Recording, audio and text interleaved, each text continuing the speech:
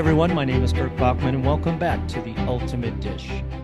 In today's episode, I'm speaking with Jean Malnati Miller and her son, Rick, co-owners and operators of Lou Malnati's Pizzerias, an American Chicago-style pizza restaurant chain headquartered in Northbrook, Illinois.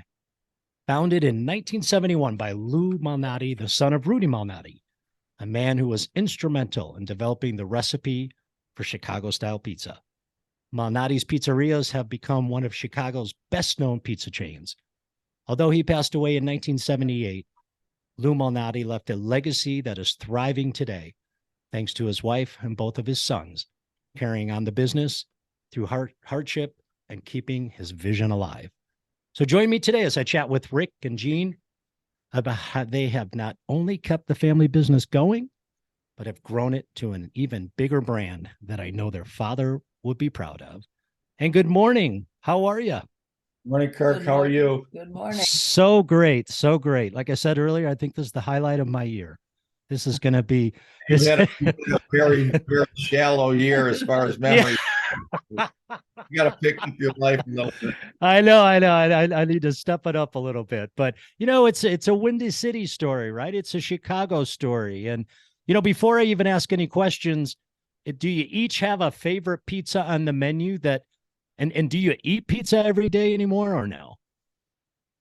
When I was in the restaurant every day, I always tasted it every day. I mean, I'd walk through the kitchen or I'd pick a piece up. Now I don't eat it as often, maybe once a week, something like that, but I still love it. I've been eating pizza for years. Yeah. I'm 3, so I've been eating it a long time. It's health food. It's health food. She's 93. Yeah. When she orders, she has her own special onions at the restaurant. She's got her own special everything. So the guys in the kitchen got to run around for about 15 minutes to gather her ingredients before they can make her pizza. So then it's always a good pizza, right? Because it's exactly what you want. Rick, how about you, buddy? I can eat pizza every day. I can go the thin crust, and having kids, the kids love having pizza. So we have pizza very often at the Malnati residence. I love it. I love it. If anybody visits or comes to see you, you don't have to worry about taking them anyplace. They don't want to go anywhere else. They want to go for pizza. Yeah. Why would they? It's almost insulting to bring something else, right? Yeah, I love that. Lots of memories today for me in particular, as I kind of prepared and read the script. As I mentioned, my parents are German immigrants that came over in the 60s. We had a bakery in the city. So today is really all about Chicago. And, I almost went to high school. I probably would have competed against you, Rick, if we'd stayed there, but we moved out to Colorado. And I'm so very excited to speak about the business and you and how you got there. I think there's 81 locations over 4 or 5 states. It's absolutely amazing. So Jean, you were there from the beginning and likely had the idea to open it up in the first place, right? So what do you remember about the early days? Like, was it a crazy idea? Was it a perfect idea? Well, it probably wasn't a perfect idea, but it was a great idea. And Lou just thought that in 1970, he just decided, he had been working downtown for 10 years, and he said, everything's going to the suburbs. And his dad didn't believe that. So we decided we were going to try it. So he left downtown and took a year off, and we drove all over looking for places and finally found one in Lincolnwood. So we were both 40 at the time, and we thought, well, this is when we should make a move if we were going to. But it was all his idea. He was a great restaurant, and everybody was waiting for him to open. Yeah, just some background there, Kirk. So when my mom said my dad left downtown, he was working with my grandpa at Pizzeria Uno and Due. And Sukasa, there were, these are just in walking distance. So his life was pretty much 4 p.m. till 4 a.m. down there at those restaurants off on Sunday. So, he was living a pretty hard life, working pretty hard, running 3 restaurants that were pretty busy. and kind of decided that he wanted to own his own place. And so that separation from my grandpa was hard for my dad. I'm sure. Very entrepreneurial. If he was in the room, whose idea would he say it was? Oh, all his idea. Are you kidding me? Okay. Credit anywhere. It's all about him. Oh, I love it. I love it. I love it. Mark, Rick's brother, Mark always says his father thought he was going to be Ray Kroc. And Yeah, he was Ray. Well, I think The Italian version of Ray Kroc. I love it. I love it. He came close, right? Well, I think we had 4 when he passed away, didn't we? Yeah, we had 4, and one was a sinking ship. Yeah. So. I read something about a car crashing in to one of the restaurants, like on the opening day. Do you guys remember that? Which store was that? Yeah, that's a good luck charm. That was in Lincolnwood. Yeah. That came right through the wall, a brick wall. It was one of our regulars who had been there all day. Yeah. And these people we had people waiting in the parking lot. I mean, people couldn't get in the restaurant because we were so crowded. Yeah. Unfortunately, they were sitting in a deuce booth against the wall. This lady who lived across the street and her daughter, and they got knocked out of their booth. And she already had a broken arm at the time. Back then, you didn't sue. Back then, you didn't sue. We were lucky. Just pizza for life, right? Yeah. My dad would always say he opened up an Italian restaurant on an Irish holiday because it was St. Patrick's Day. So maybe that explains why the guy was going, forward through a brick wall. It was an Irish holiday in a Jewish neighborhood. Yeah. So, all those things combined, and then having somebody drive through the wall was good luck. I just love the opening of that story. You called it a deuce booth by the window. I mean, that is a restaurant tour through and through. I knew exactly what you meant. Hey, Chef Kirk here. Just wanted to take a quick break from the show to chat about you. If you're curious about culinary school and the types of careers it could open up for you, our team at Escoffier created a tool that might help. Just head to escoffier.edu/tool. That's escoffier.edu/TOOL. You can get access to a downloadable career interest survey and answer a few questions to see if you might be geared towards the culinary arts, pastry arts, hospitality, or restaurant operations. Get more clarity on the right culinary path for you. Head to escoffier.edu/tool to take this easy assessment. Now back to the show. What about the kitchen, Gene? Is the, cooking, recipe development, have you always been fond of the kitchen even before the pizzerias? Well, I guess I learned from my mother. My mother was a great cook. My mother could thing and make it taste good. But she cooked differently, of course, than we did in the restaurant. But Lou was a great cook, and both of the boys they even took cooking classes in high school. Just so we could get an A in a class. Yeah. I hear you, Rick.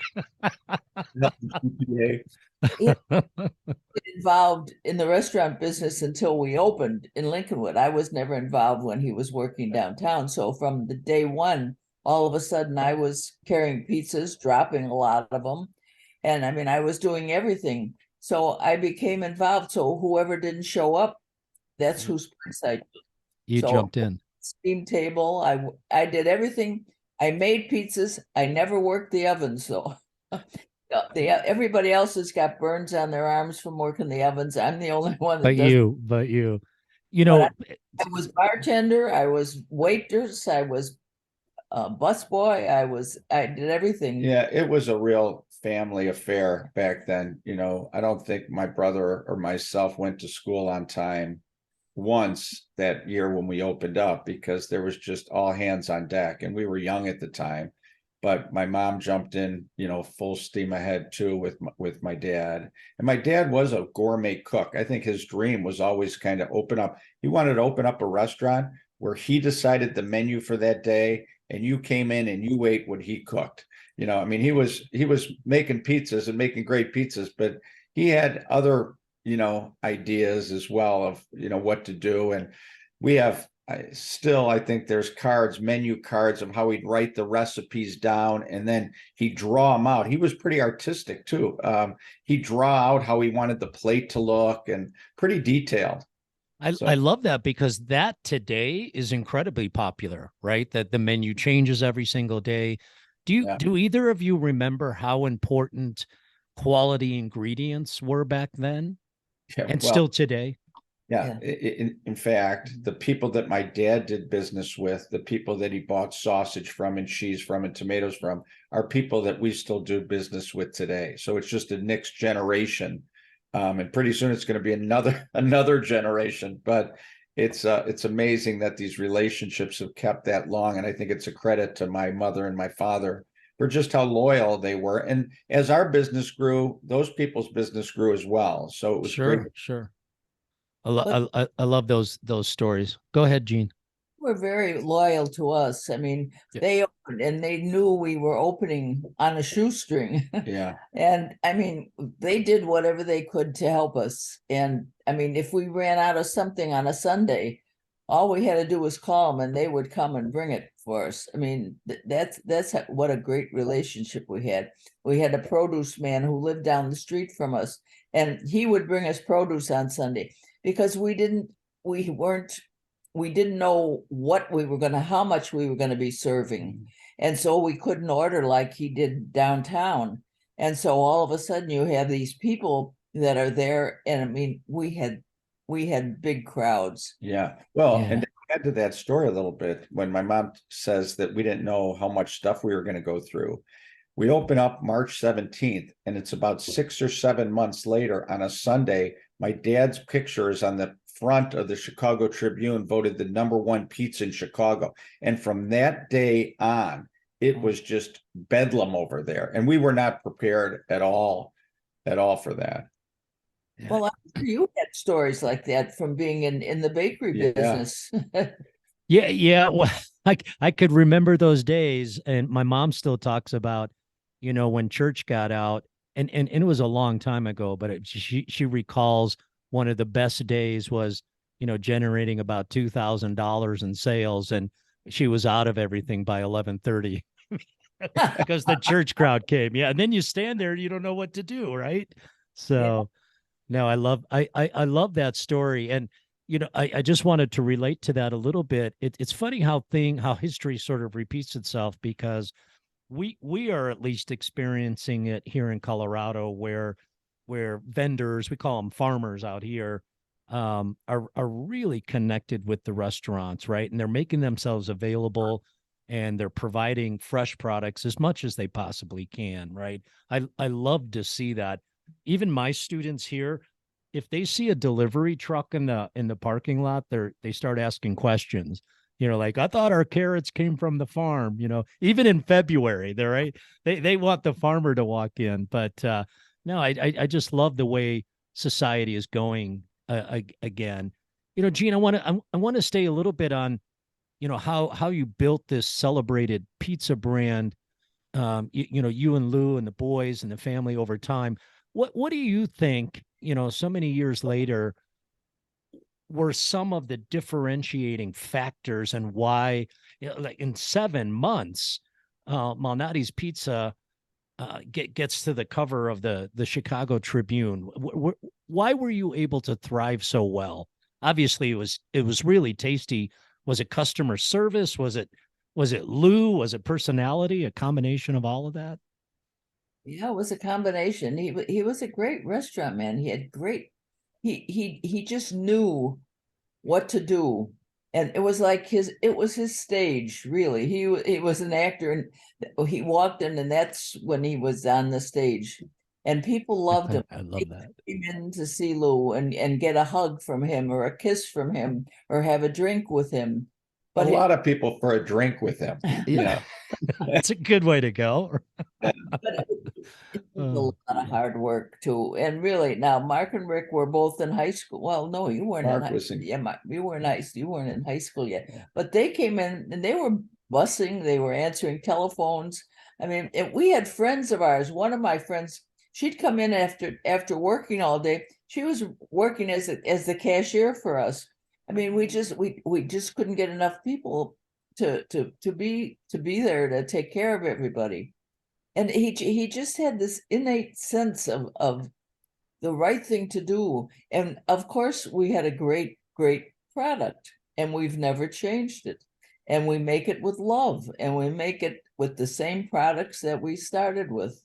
And I just love adding on a little bit to that is, just talk about my dad's personality. I mean, he was a great leader as far as like people wanted to follow him. So when he did leave to go and open up in the suburbs, a lot of the employees that he was working with down at Uno and Dewey followed him. They wanted to work with him. And so we, you just talk about our staff. I don't think there's many restaurants that have kept the loyal staff for as long as we have. And it all started with my parents, obviously, that, it was just a family connection. And it's continued like that to this day, where, we'll celebrate somebody's 40th anniversary of working for Malnati's. We have one girl, Debbie, that's still there. She started with us on opening day. So, no, wow.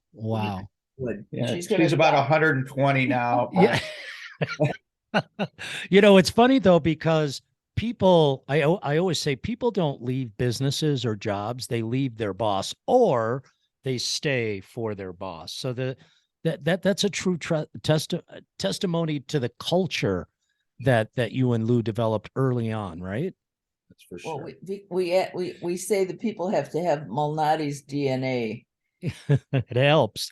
Somebody, now of course it's a little different, and and we're much bigger, and it's a little, it's hard to keep the stickiness like there used to be, where you knew everybody and you knew everybody's family. Yes. But still, we try and maintain that same type of culture. And that's all you can do, is try, right? Because a lot of students will listen to this and they'll get inspired about opening their own businesses, becoming an entrepreneur. Were there some challenges? Were there things that you wish you would have done differently?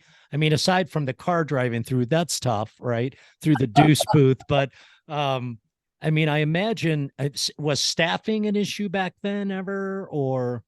We had an all woman kitchen. We had great women that were wow. And they were wonderful. That's great. And eventually it got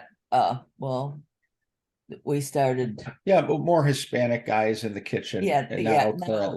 Now we do. But when we first started out, we had all women in the kitchen. And but I don't know, all families. I don't know. Yeah, whoever, I mean, everybody, if they'd bring their daughter in, they'd bring their cousin in, they'd bring their sister in.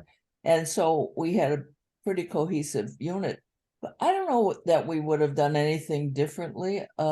Just with speaking to that, and speaking to maybe to the students, we had a pretty sensational product, and that didn't change. And the one thing is our menu. If you look back at the menu from 1971, it had about 5 other items on the menu. It had pizza, it had salad, it had a couple different sandwiches. But we just did pizza, and we did pizzas as well as we could. And we didn't have, you can go into some menus, it's like reading the Bible now. They offer everything. I mean, we just did what we did, and we did that well. And we just kind of, and things have changed obviously since then. But, we just found a product that, people liked and just went with it. And consistency is important, right? When people, you mentioned family, when people bring in guests from out of town, they expect it to be a certain way. They wanted Lou to come around the corner, give him a hug and things like that. There's something to be said about that. There's something to be said about customer service at the highest level, right? It's a customer experience that they never forget. I love that. That's what we're still trying to, everybody tries to do that.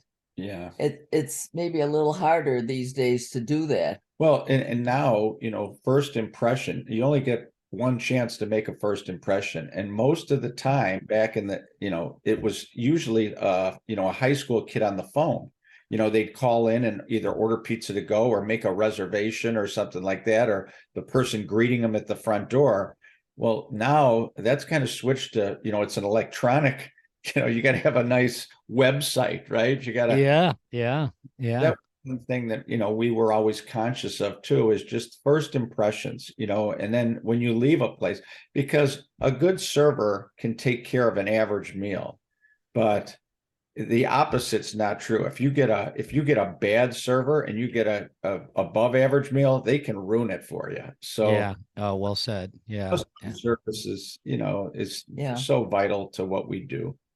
And name, and my mom can speak about that. Just they've done everything they could to always, customers experience. If they ever have a problem, listen, we'll take care of it right away. Just making sure that the name is always thought about, with ingredients and integrity and, quality and my parents were always on top of that. Along those same lines, maybe Gene, I'll ask you as the matriarch of the family, what was and continues to be the most important thing around this brand from your perspective? The most important thing, well, to stay, to continue the way it's been. I mean, to not change anything and keep using the best ingredients that we always have used. I think, and just live up to the standards that we've always set, and I think that's a hard thing. And of course, I think a lot differently than maybe the younger people do today. I'm the more set in my ways. I think, to me, I like more hands-on. I like more people instead of websites. I like more people instead of live people answering telephones.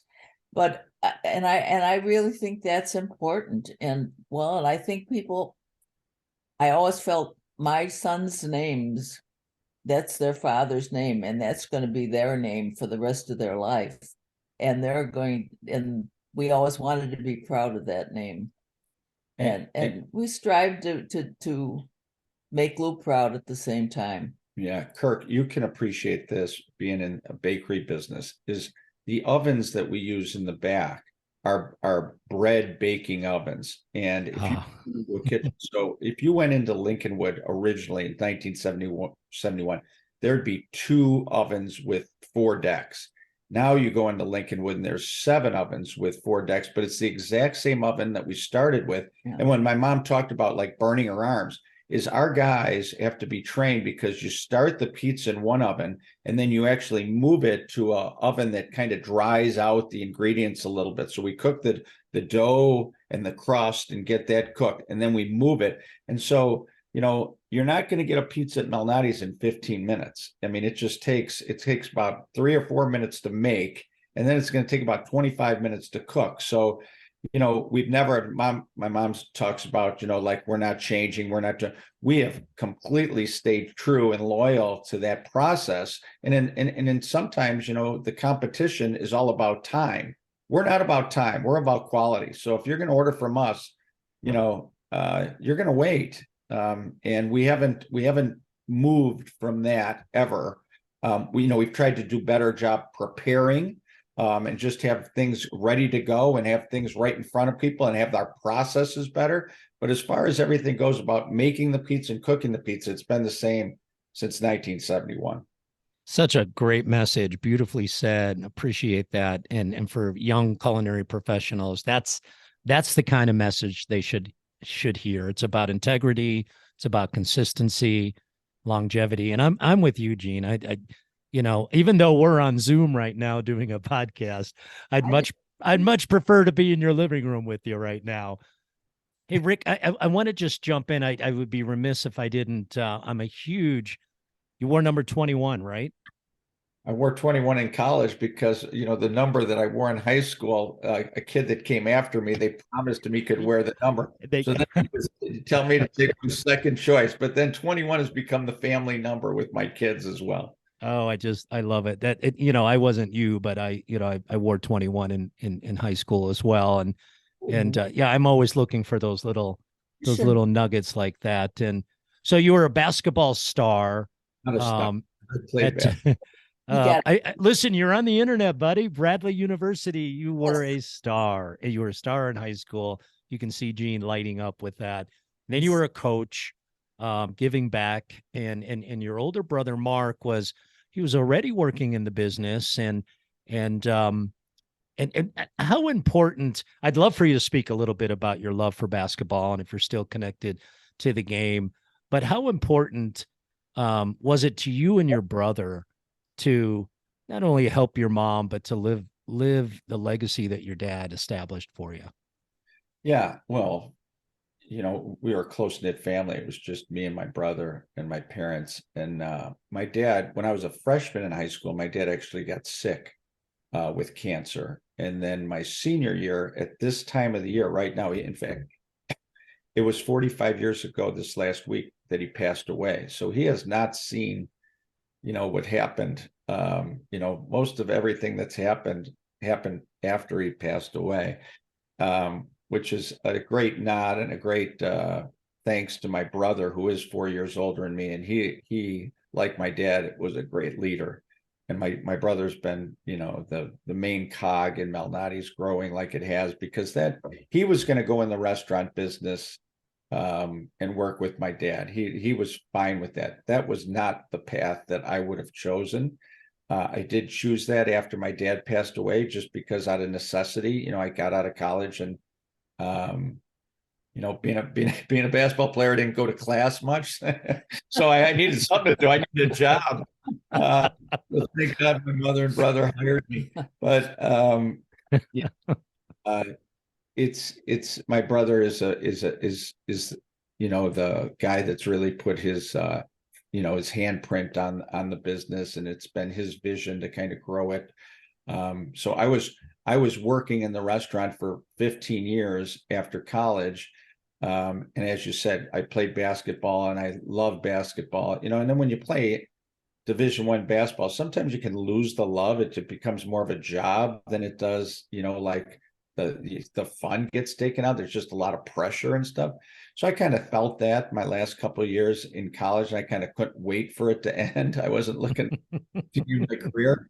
But when I got back in the restaurant, I was free sometimes in the morning, and at 8 to 10 o'clock, my high school team would be practicing in the summer, and it was my old coach that was coaching the team. So I'd go back and I'd work with the guys, and all those guys that I'd work with wound up working for us at events.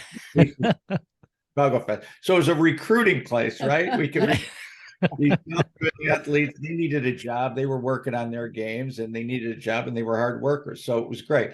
And so then in 1991, I went to my head coach and I said, listen, I came out of college and I was right away like a boss, because my name was Malnati. As much as I just wanted to work in the kitchen and be one of the people back there with my last name, I was a boss. So I didn't know what it was like to really work for somebody. So I asked him, I just needed to feel what it's like to work for somebody. I could be maybe a better boss if I understood what it was like to, be a subordinate a little bit. So he said, yeah, come on, I'd love to have you. So, and I had a great relationship with him.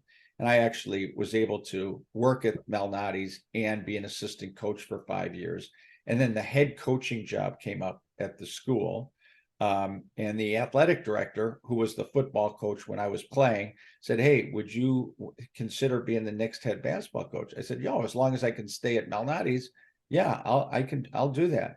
Well, when push came to shove right at the end, they said, Rick, the only way they give the job to you is if you have your teaching certificate and you're in the school, which was a crossroads for me. And, a tough, me and my brother, I had to go to counseling to figure this one out. And I was like, Mark, if you left me, I could kill you right now, because at that time we had 10, 11 restaurants and, pretty hands-on. And Mark was, great. He was a great big brother at the time. He said, hey, listen, do what you got to do. I'll be fine. And he knew that was never really my dream, Malnati, but it's just like a sport, right? Like if you're on a basketball team, you know what a good team's like, right? You want to recreate that in business. Sure. Now everybody calls teams, like your employees, everybody's on a team, and but that's true. And that's kind of how Malnati's was built too. It's just a team, and there's people that have different roles. You just got to do your role and do your role well. And so then I was able to go out and coach, and I've been coaching and messing around with the restaurant ever since. So it's been fun. Been a great. I love the laugh about recruiting. So your recruits had to be able to bake a pizza and set a pick, right? They had They got they got paid more, Yeah. just like the NIL money today. If Oh my gosh. you did a better job if you were a better player. The whole career change sort of, or just finding balance in your careers, if you will, it's not terribly uncommon to students around the country, Escoffier students, many leave one career and try another career. A lot of people enter the craft of cooking because they've always had a love for it, right? And then they find a reason to do it. Were there some, you've mentioned a few things, but at a very high level, were there some difficult pivots from being a high level operator with a lot of responsibility for the family? And then, I mean, and you didn't just have a good run as a basketball coach, you had a phenomenal run at both schools where you coached. Are there some difficult pivots to try to work out? Yeah, I think the pivots came more internally, as far as like, and I was loving Malnati's. I was loving it. But the reality is again, I'm the younger brother, so I'm in the kitchen, right? My brother's opening up the store, and he's telling me, hey, take care of the kitchen. But the reality was that every time we opened up a restaurant, the quality of my life actually went down a little bit just because of the amount of energy it took to open up a restaurant. Sure. And again, being back in the kitchen and that kind of being my role, it was never my dream. My dream was not my dad's dream, and maybe my mom's dream and my brother's dream. My dream, I had a passion for sports and basketball. And I think, and when you talk about kids maybe switching and doing cooking, like they were in a different, I think you got to follow your passion a little bit. And if you're good at your passion, life's going to turn out. I think maybe I would have been a basketball coach out of college if I thought I could make money, but being a high school teacher and coach back in that day, I'm like, I can't, I went to college. I'm not going to make $15,000 a year. I want to make some money. And so I think money got in the way a little bit. My thought of, instead of just, if I do my passion and I do it well. And again, Malnati's was my passion. I loved it. I loved our people. I love our product. I loved everything about it. And it became a basketball team to me.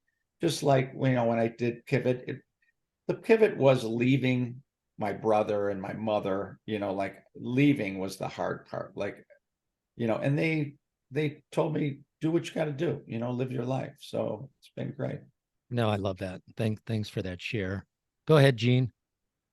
No, I was gonna say he worked hard, and Mark wasn't always sure when he graduated from college. Well, he had just graduated when Lou died, and we had opened it out in Flossmoor, and so he was kind of just thrown out there, and he was running Flossmoor, and he said, he was really having a rough time. And I said, look, Rick just started college. Give me 4 years. I said, if you give me 4 years till Rick gets out of college, and then we'll sit down and we'll talk about it again, and we'll decide what we're going to do. Because I said, I need your help now. And so he said, okay, that's what I'll do. And it was a rough 4 years for him. And we ended up, that was the first hard thing that I had to do after Lou died. It was like 11 months later, I had to close Flossmoor. Because my brother was running it into the ground. No, he wasn't. It was, Mark's going to listen to this, right? At some point, he's going to listen to this. Yeah, it was a problem with help, was problems with the ovens, because they did switch ovens then. Yeah. That was the one time that, Yeah. everyone was going to be too smart, and they got electric ovens Yep. instead of gas Ah, pizzas. Yeah, well, put in a tough spot. The thing is that, you know, he was a young man, 22 years old, and he had these women working for him, and all of a sudden they decided, you know, we're older, we shouldn't be taking orders from him, you know, and it was hard for I'm him. sure. Yeah. So and besides that, the restaurant wasn't doing very well. So they just told me, you know, they're it's pulling down Lincolnwood and Elk Grove. We've got every month that it stays open, it's pulling us down. So I had to make the decision to close it. So I had to make, well, and that's when Mark started doing his masterpiece of business. He drew up a schedule. We called all our vendors, and we said we're going to close Flossmoor. We owed everybody money, and he drew up this business schedule. We paid and our accountants are saying just take bankruptcy. And I said no. I said I am not taking bankruptcy. I said this is my son's name. They got Well, and these were all our friends too. Yeah. These Yeah. people still doing business. Yeah, and I said, you don't think that they're going to add some money onto the other two places to get their money back? I said, I'm not going to put that on my sons to have bankruptcy in their name. Well, we needed somebody Yeah. to drive through that Flossmoor restaurant on the first day for good luck, and that never happened. And So, never. no, we were- I just love the leadership and listening. I could listen to you all day, Gene. And I just want you both to know that Mark's going to call me next week and ask to be on the podcast by himself. It worked out, but that he drew up that business. He had a little help, but I mean, he drew up that business schedule. We paid back every vendor, every person we owed money. And we had it framed when we paid the last person. Oh, that's great. That's great. Because we were still doing business with them every week. And it's a great story for students that are listening as well, right? It's perseverance. It's not giving up, you know, working through it.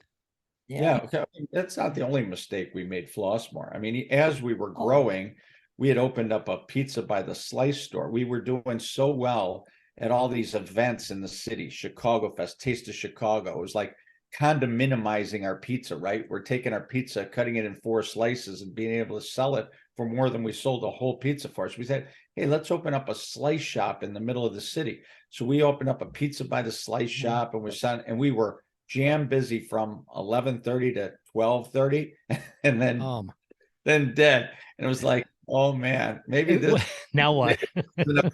selling pizza by the slice. Oh my gosh.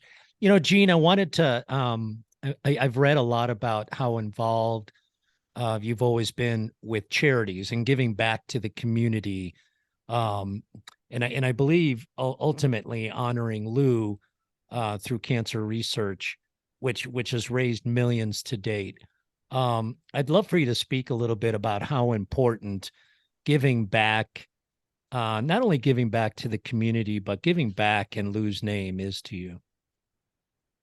Oh, well, that's an honor, you know, and we're so happy that we can do it. And then we have, you know, we have the business and we have a way of doing it. And we have the people that we have access to, and we have the customers, we have our friends, we have our vendors, and she's being modest right now because this has been a foundational piece of their business. They opened up in March in 1971, where the restaurants open 8 months and they start the first charity event where they close the restaurant for a day and gave the money. There was a guy named Brian Piccolo that was a Chicago Yeah. and they did a Let a Boy Continue. So it was prior to, you know, having money that my mom and dad started doing charity work. And I think that's been a foundational piece of the restaurant that they've instilled in the restaurant. It's not just we do pizza, we do charity too. I mean, we do service, and that's been built into every store. There's a Jean Malnati Award right now where she gets out and presents the store that does the most service work at the end of the year in her name. So, you know, my parents have always always given back. And now there's a brain tumor institute in their name in Chicago, the Lou and Jean Malnati Brain Tumor Institute at Northwestern, which is a top 8 brain tumor institute in the country, and it's growing. And this is the coolest part, I think, of how things kind of change, is when my dad was getting, so Brian Piccolo died of cancer. A few years later, my dad is diagnosed with cancer, and he passed away. But the reason that they started to give money to Northwestern Hospital wasn't because of anything Northwestern Hospital particularly did for my dad. It was because of this one nurse. And this one nurse, Ann Bolger. and they gave money to the nursing department because she would treat the family so well. So it was a nurse that winds up being instrumental in now Northwestern getting huge dollars because of how this nurse treated my mother and our family. It was, well, they didn't have groups or people, you know, when Lou had cancer, you know, you didn't have people to come in and console you or anything like that. That was 1975 when he got cancer. So I mean, these people that when you went in the hospital, you didn't go in for a day and come out. You were in there for a couple of weeks. And so they had a cancer floor. And so you got to know, when you go back, you'd see the same nurses, the same, and of course you had the same doctor, but it was a little different. And they were my support, and they were wonderful. And I still see Annie. Yeah. I have another Annie I see. Yeah, 2 Annies. What a beautiful story. But we originally started that Let a Boy Continue. We were giving a scholarship to Wake Forest, and Johnny and Jeannie Morris, I don't know if you remember those names. Johnny Morris played football for the Bears. yeah. Johnny's still alive. He was at our charity last September. Wow. Johnny and Jeannie helped us set up he said, I'll get the Bear players, and he said, you get the people. And so we got and the pizza, right? And the alcohol. And I'll get the Bear players to come. So that's how we started the charity. We had the Bears players come, and it was mainly then, it was mostly men that came. And then we finally started getting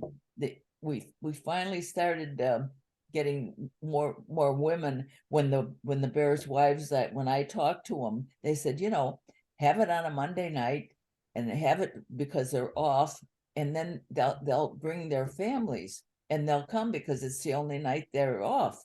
Brilliant. So started having it on Monday, so they'd bring their families and they'd show up.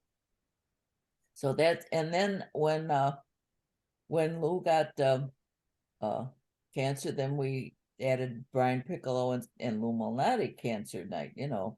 And then we were making a little more money than we were giving to the university, so we started giving to Northwestern. You're right, Rick. So humble, and I just love that story. And you don't find some of that background on the internet. So thank you for sharing that, and thank you for all that work that you continue to do. We're talking about having recession and people now and inflation, and I can remember back when I was a kid. Holy cow! My mother. How much time do we?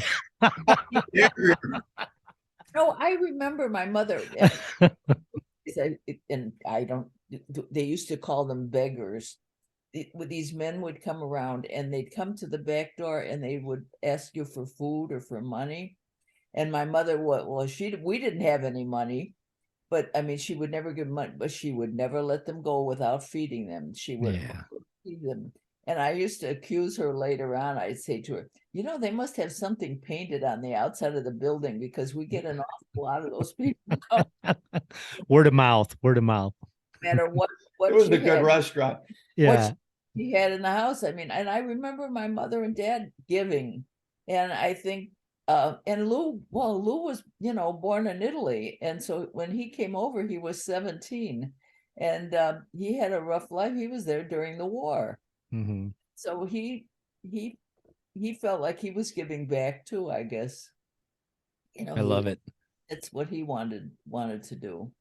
So much wisdom today. That's what I take away from our chat. So much history, and you're going to give him a hard time, aren't you?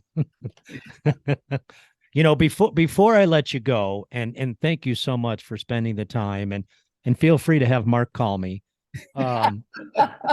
Before I let both of you go, the name of this podcast is The Ultimate Dish. And so I love to ask our guests before we say goodbye, in your mind, what is the ultimate dish? I kind of sense where the theme's going to be here, but I'm going to start with you, Gene. What is the ultimate dish? The ultimate, well, it's pizza. Of course. We change the names to the ultimate deep dish. Yeah. I had to be, I think I kind of had to be talked into the thin crust, because, I was so used to the pan pizza over the years. And so finally, I remember Rick coming home from college one time, and he walked in the restaurant, and that he was like his dad. He could walk into the restaurant and he knew what was going on from the front door. That's because he's taller than everyone. Yeah. We've got pepperoni. And he said to me, and this was after Lou died, he says, how come we've got pepperoni? Because we never had pepperoni.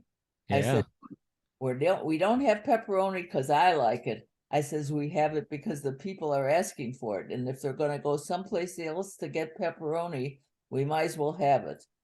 And he was a little upset because he said, Dad never wanted pepperoni.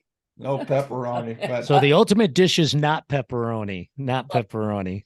Not for me. I usually have onion and green pepper, and I have my sweet onions. There we go. The sweet onions. Yep. Thin or thick. I have Vidalia onions during the season, or I get the other sweet onions and I have them, and they put them on my pizza for me. And is it still thick? You go with the thick versus the thin? I have thin crust. I like thin crust. We're watching our weight. Yeah. How about you, Rick? Ultimate dish. No, I am a spinach and mushroom guy with a little easy tomato, butter crust, well done. You order it well done, and the crust, that buttery, flaky flavor, the best. Thin or thick? Oh, deep dish. Deep all the way. 25 minutes, 3 minutes to make, 25 minutes to bake. I love it. Absolutely love it. Can I just say thank you again? You're spectacular. This was a true honor. I'm going to call my dad, who's 86, and my mom, who's 82, and tell them that we talked. What's his address? We'll ship him some pizzas out. Give him a taste of Chicago. I'm going to hit you up on that. We got to celebrate. This was spectacular. Thank you so much. Thank you so much. It was nice speaking with you. Thank you for listening to the Ultimate Dish Podcast, brought to you by Auguste Escoffier School of Culinary Arts. Visit escoffier.edu/podcast, where you'll find any materials mentioned during the podcast, including notes, links, and other resources. You can also browse other episodes and subscribe.